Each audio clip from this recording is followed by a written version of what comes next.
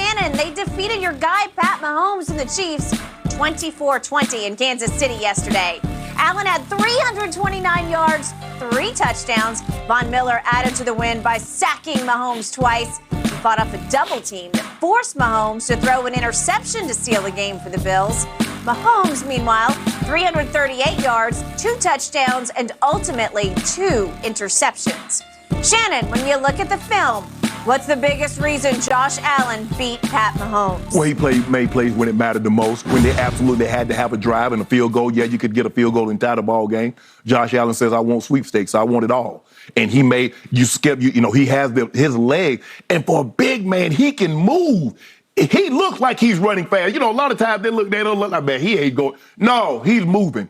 And he doesn't have a problem getting his hands dirty. He gonna try to run over you. Josh Allen is not running over out of bounds. I don't know if that's good long-term for his long-term future or his long-term health, but right now, as a 27, 28-year-old, he's tremendous. The hurdle at the end to make sure he gets more yards, but Skip, he has the ability. He has the type of arm, and he's in the ideal situation. McDermott turned the play call over to Dorsey, Ken Dorsey, who played in this league for a little while. They did a great job. They do a great job of scheming things up. Stephon Diggs has changed his life because he has a guy that he can go to, in one-on-one situations, and he can make a play. And then Gabe Davis on the other side could easily be a quality 1 for any other team, but he happens to be the 2, and he gets single coverage against the number 2 or 3 DB, he's going to make him pay. Dawson Knox, although he's not the name that a Kittles or a Kyle Pitts or a Kelsey or some of these other names, Skip, but he's a solid tight end. He can run. He run after the catch. He's a big target. They have a lot of weapons. And yesterday they were able to run the football. So but I give both defenses credit. Both defenses played well. But it came down to Josh making plays when you have to make those plays. And at the end of the ball game, Skip, for whatever reason, he just loved playing in Arrowhead. Because when he goes there, he doesn't turn it over, and he puts up huge numbers. It's like he's perfect when he plays there. No turnovers, and he just no interception. He fumbled the ball in the red zone. But I thought Josh Allen played really, really well. 4 or 5 on 4, converted a 4th down, 4 runs on the drive, including a 16-yard run, Skip. He played really well. And I think at the end of the ball game, Patrick reports the play that he shouldn't. But the thing I would say this, and you'll have to live with some of the mistakes that Patrick make because those are some of the things that makes him great, Skip, that improvisational skill. But in a situation like this on the final drive, bro, stop trying to spread the ball around.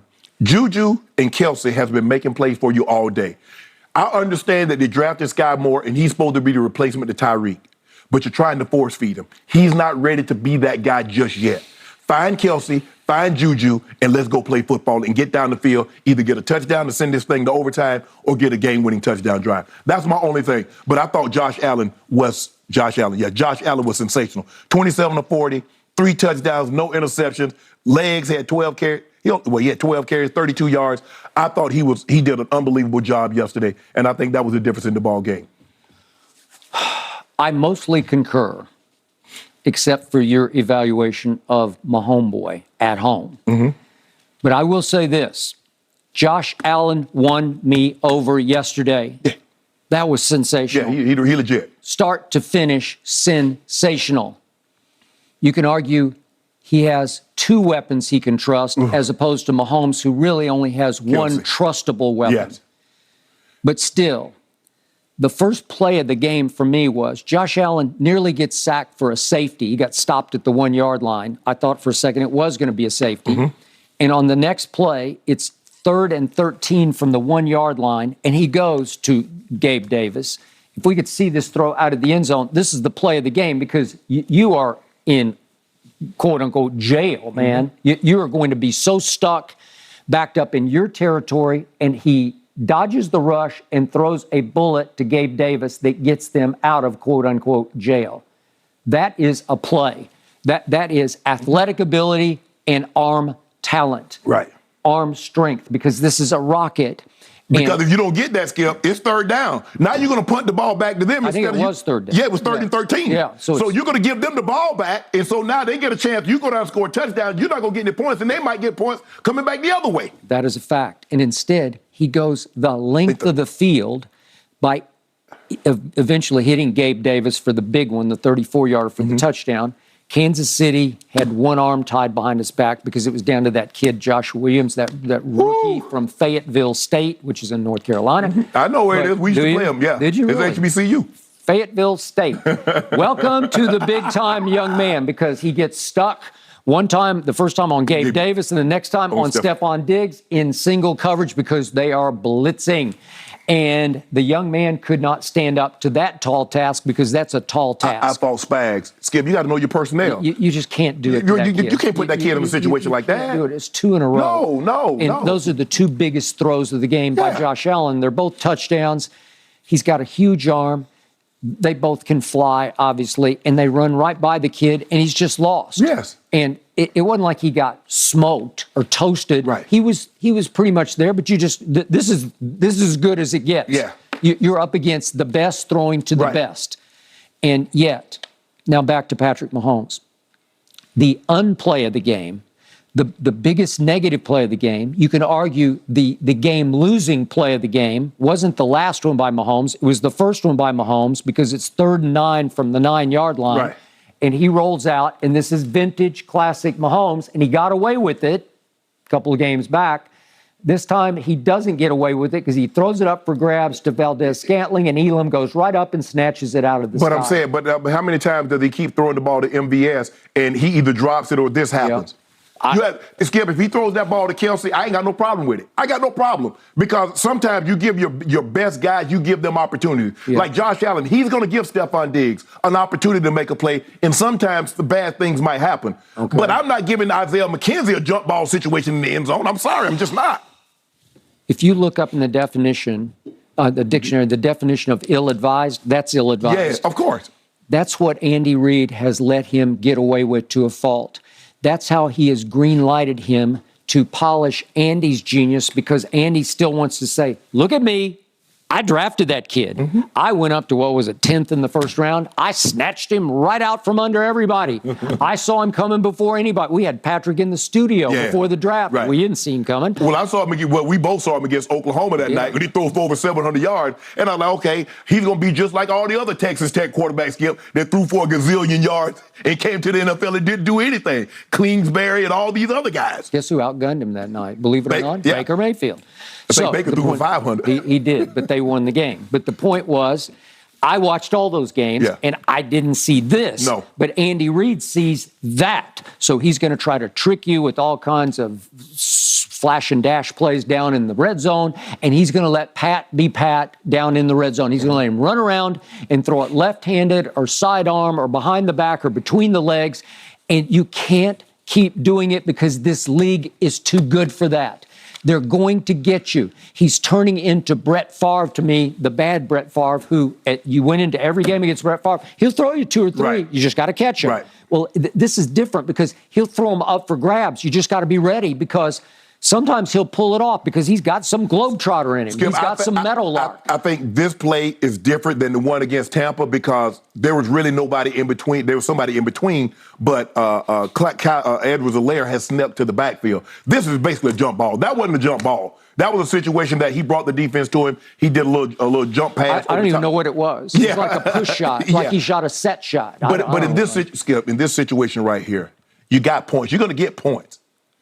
Don't throw a jump ball to a guy. You're He's at a the guy. 9-yard line. He's a guy. It's what I was taught early in my career. That's the cardinal sin is to throw an interception into your end zone. Exactly. Yeah. You cannot do it because it's too damaging for the long term because it takes all your, as you said, you're at the 9-yard line. If you just throw it away, take your 3. Right. Well, I think the thing was, Skip, if you look, that they got the ball because Buffalo fumbled. They pitched the ball and Singletary couldn't hold on to it. So they get the ball and they come right back. So you look at Buffalo probably going to get 3 points or 7 points. So that would know. But in a situation where he threw the ball to Sky Moore, he never saw it. Never saw him. He never saw him. You mean the last? Yeah, the last interception. Can we see the last one? He never saw. I think it was Davis. Davis or Jones. I think the number 7. The last one he rolls. He never sees Skip. He never sees him. Yep. Oh no, that's the touch. I thought Here we go. Here's the last play. Skip. He never sees the. Look at it. He never sees it. Little sidearm. Nope.